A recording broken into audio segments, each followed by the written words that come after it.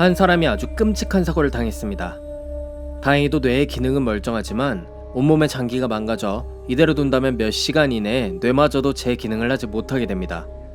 이때 한 과학자는 뇌를 적출해서 보관하는 방법을 제안합니다. 적어도 뇌의 기능은 온전히 보존할 수 있다고 합니다.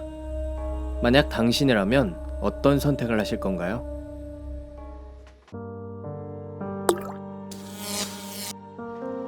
여러분에게 가장 슬픈 일은 무엇인가요? 아끼던 물건을 잃어버렸던 경험이거나 혹은 연인과의 이별이 될 수도 있습니다. 하지만 대다수의 사람들이 떠올리는 슬픈 일은 아마도 죽음일 것입니다. 죽음은 본능적으로 두려운 존재입니다. 아동심리학의 연구 결과에 따르면 5세부터 아이들은 죽음이 이미 돌이킬 수 없는 결과라는 것을 인지하고 있었습니다.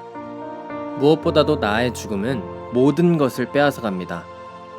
삶이 주는 즐거움을 죽음이라는 한순간에 모조리 무너뜨리죠. 때문에 죽음 자체에 대한 두려움보다는 죽음이 빼앗는 모든 행복들이 두려운 것에 가까울 것입니다. 그렇다면 죽음이란 무엇일까요? 철학적인 죽음, 종교적인 죽음 등 다양한 죽음이 존재하지만 전통적으로는 심장박동이 멈추고 호흡이 멎는 순간을 죽음이라고 정의했습니다. 하지만 점점 의학기술의 발달로 심장 재세동이나 인공호흡을 통해 다시 살아나는 사례가 등장해서 새로운 기준이 필요했죠. 곧이어 생리학적으로 호흡과 심장박동 등을 담당하는 뇌의 기능이 정지하는 것이 생물학적인 죽음이라는 기준을 만들었습니다. 즉 무엇보다도 뇌의 기능이 죽음을 판단하는 기준에 가장 밀접하다는 것을 의미하고 뇌야말로 나의 존재를 대변하는 가장 중요한 장기임을 뜻하는 것이었죠. 때문에 미국의 냉동인간을 만드는 생명연장재단 알코르에서는 몸은 쓸데없는 미련이며 뉴로라고 불리는 오로지 쇄골리의 머리만 잘라 보관하는 선택지도 있습니다.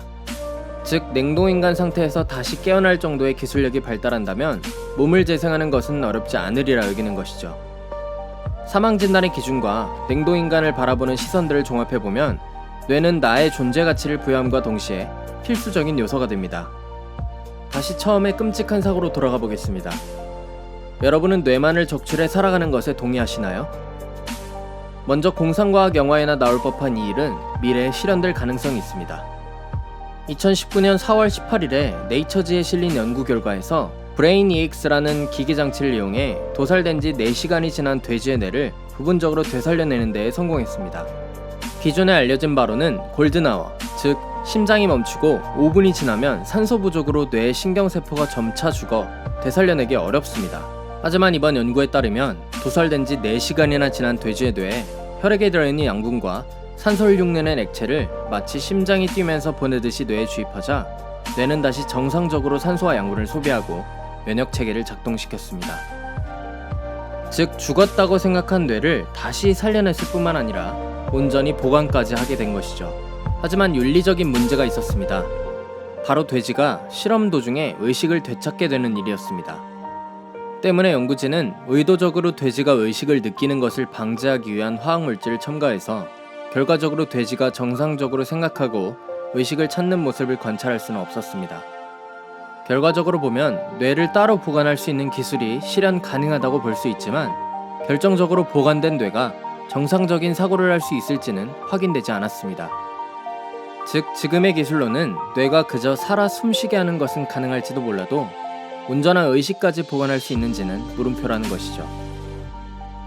하지만 만약을 가정해서 여러분께 다시 한번 물어보고 싶습니다.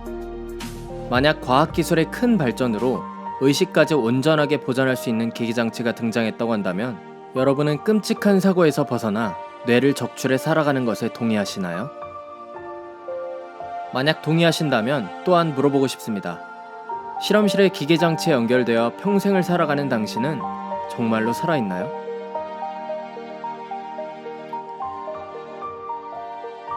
과분싸 채널은 앞으로도 더욱 유익하고 꿀재민 과학 이야기로 여러분들 앞에 찾아뵙겠습니다. 과학이 과학이 되는 그날까지 지금까지 과분싸 채널이었습니다.